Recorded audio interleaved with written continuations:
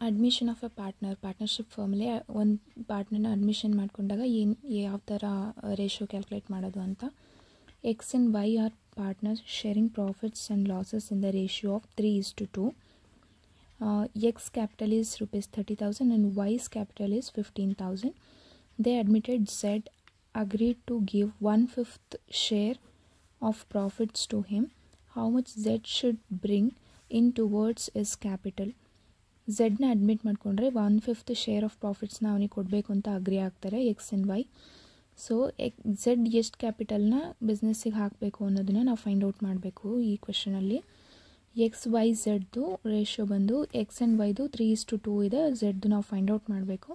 Therefore 30,000 15,000 capital ನಾವು find out ಮಾಡಬೇಕು. X new ratio is equal to old ratio ಬಂದು 3:2 ಅಂದರೆ 3 + 2 = 5.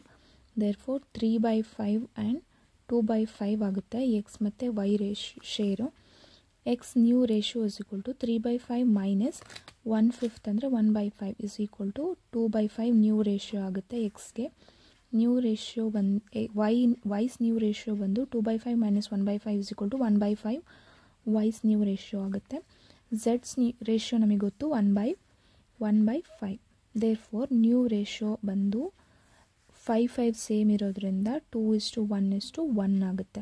ಇದು new sharing ratio of X Y and Z.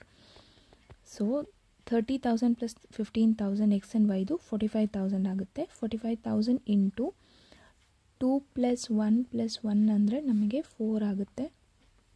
Therefore 2/4 ಎಕ್ಸಿಗಾಗುತ್ತೆ, 1/4 ವೈಗಾಗುತ್ತೆ, 1/4 ಝೆಡ್ಗಾಗುತ್ತೆ. ದೇರ್ಫೋರ್ 1/4. ದೇರ್ಫೋರ್ ಝೆಡ್ಸ್ capital should be rupees 11,250. 45,000 into 1/4 ಅಂದರೆ 11,250 ಆಗುತ್ತೆ. Thank you.